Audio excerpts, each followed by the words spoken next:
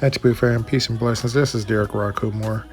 And I wanted to make this video because I know quite a few people have been asking me about references and what have you. So I wanted to make this video, and I apologize for getting it out so late. But here it is, okay? So this is the book right here that started it all in regards to helping me to connect to my ancestral past. This book, Flash of the Spirits, it is a good reference book in regards to anything regarding Central and West African, cultural practices that have survived in the Americas. Part of the reason why I really enjoyed this book was mainly because it also has a section in there regarding North America. And it really, it dispels all those myths that we lost our culture. In fact, it gives general references as well as, photos and images and everything that shows that our ancestors retained their culture. Now, after I read Flash of the Spirit, I immediately went and got The 4 Moments of the Sun. And when I purchased it, it was already a rare book.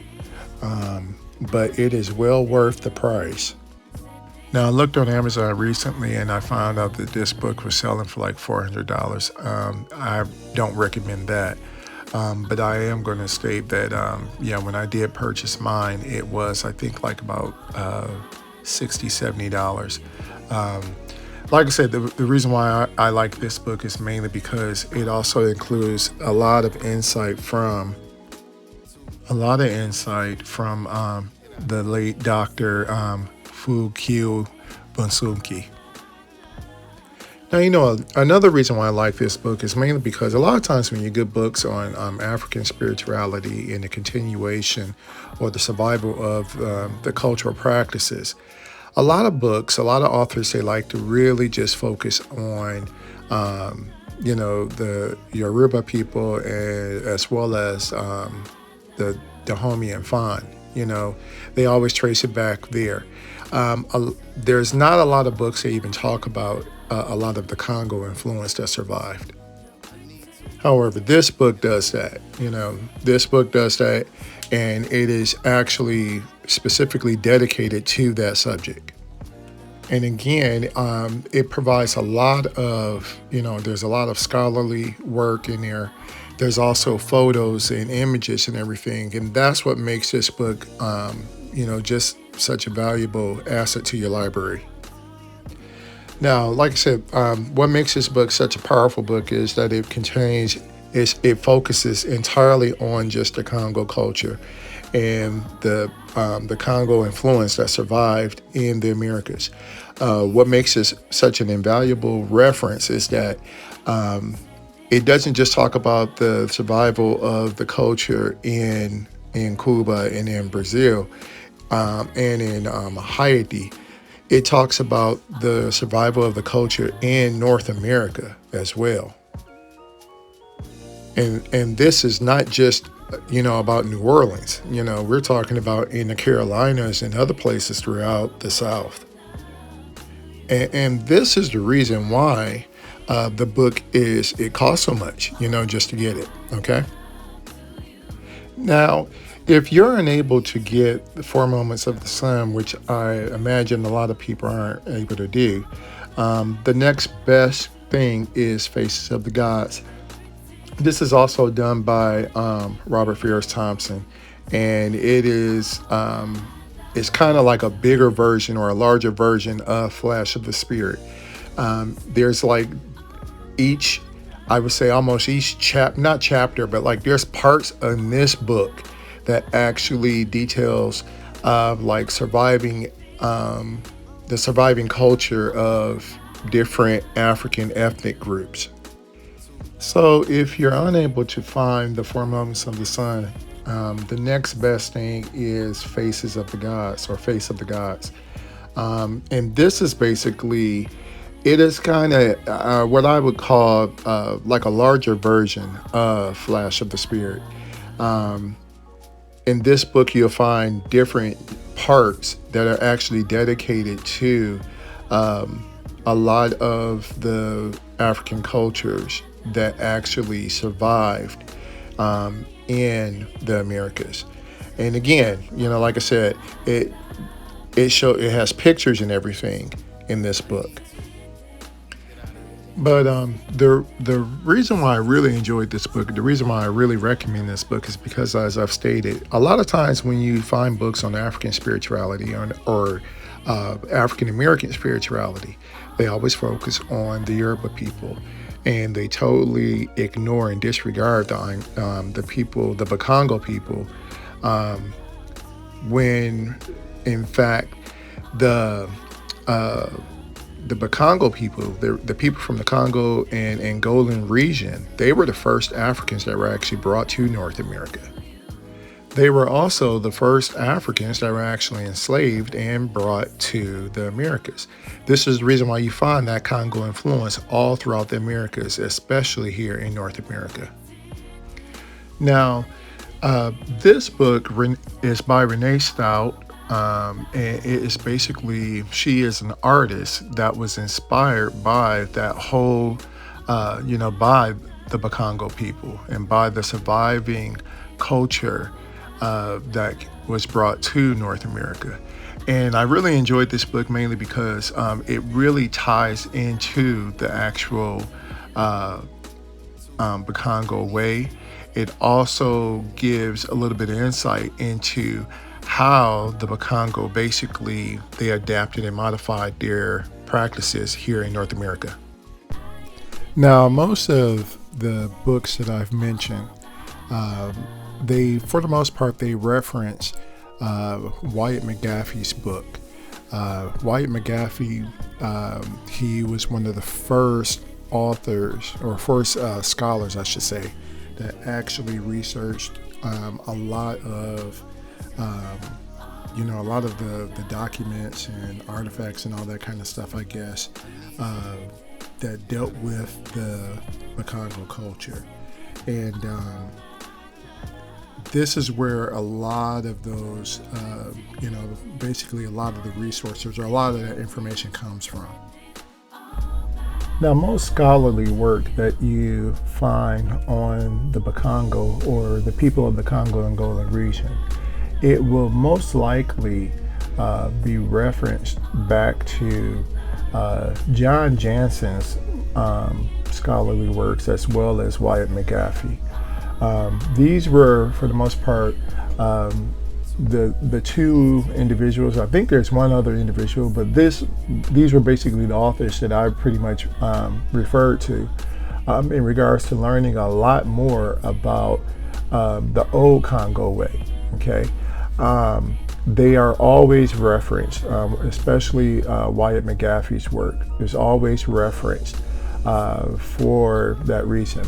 And the one thing you have to remember about why there's so much information about the BaKongo people, their old way, the religions, or the religion, their society and everything, is mainly because you have to remember they were the first people that the Portuguese encountered when, before the slave trade actually began.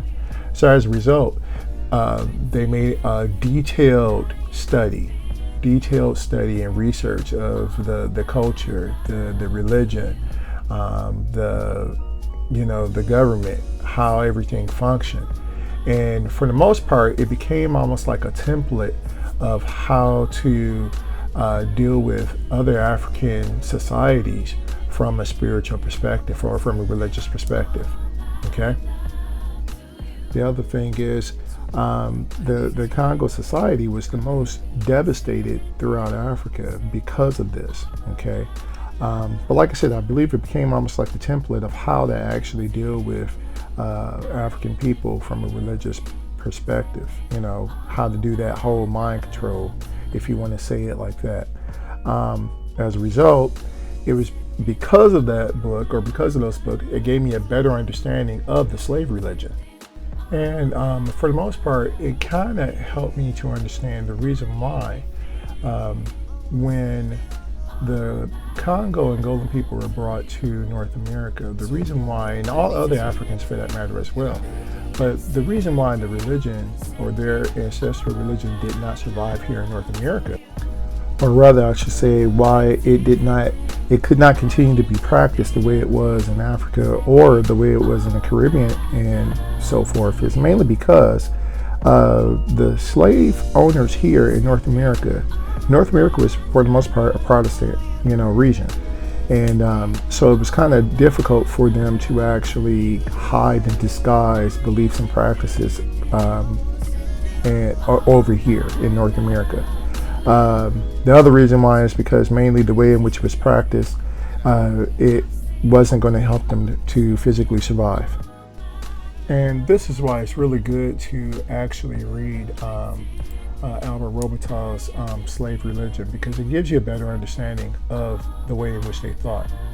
However, it was the conjuring culture that basically helped me to realize that they made that adaptation, that modification. And this is what is really crucial to understanding African spirituality, African American spirituality, because you find out here that this is where they actually tapped into the Bible, or they started conjuring Moses as a political, spiritual, and figure, as well as an archetype, okay? And you find out about that in this book. Another thing that I discovered was that it was in conjuring culture that you find out as well that African Americans have been conjuring ancient Egypt for a while, okay? This began early in the first part of the 20th century. Now remember, after I did that, after reading Conjuring Culture and after making that realization about that this wasn't the first time that, Kemet was conjured, it made me go back and revisit everything that I learned about Kemet and the Kemetic stories. Now remember, after I made that discovery about, that this wasn't the first time that they had conjured Kemet, it made me go back and start reading the Kemetic stories again. And I remember one of the books that I read a long time ago was, kind of when I first started off in reading about the Kemetic tradition, was the Papyrus de Turin. Now, this is I guess on Amazon, it's a leather-bound book now, but it is a rare book. I remember when I first came across it, it was from, there was an architecture teacher who kind of had, hit me up to it. Now, in this book, basically there's two passages that actually refer to the whole BaKongo way. The first passage, and it's all in the story of Ra Naset, or Isis. The first passage is where Ra actually tells Aset that I am Khepera in the morning, I am Ra at noon, and I am Tumu in evening. Okay. In the second passage, we find that Aset basically, she states, "Depart, poison, go forth from Ra, O eye of Horus, go forth from the god and shine outside his mouth." Now, the second passage, it is a reference to Harukahuti, okay? And I was able to find that, and like I said, we're talking years ago, but I was able to find that in the Who's Who in Egyptian mythology. This is another book that, like I said, does a pretty good job in referencing and referring back to what everything means. However, it is the first passage, that's the passage that actually, when I looked up Temu, I found out that Temu corresponds to Tim, and there's a variation of Atum, or Atumra. This is when my ancestors basically, they kicked in and they revealed that this is a direct correlation to the 4 moments of the sun. And it was based upon this understanding that it became clear that Kemet was a cosmopolitan society that consisted of numerous African ethnic groups or tribes. And the BaKongo people were, one of the people that actually lived there. Now, since African Americans, we lost the theology behind our ancestral philosophy. In our cultural system, for the most part, it evolved in what is referred to in Spanish as sin regla, which basically means without rules. I was able to use a Spiritismo Cruzado, which is basically a form of Spiritism, what is referred to as cross Spiritism in Cuba. I was able to use that to tap into this BaKongo ancestral memory that survived here in North America. And that's what led me to conjure Kemet from a BaKongo perspective.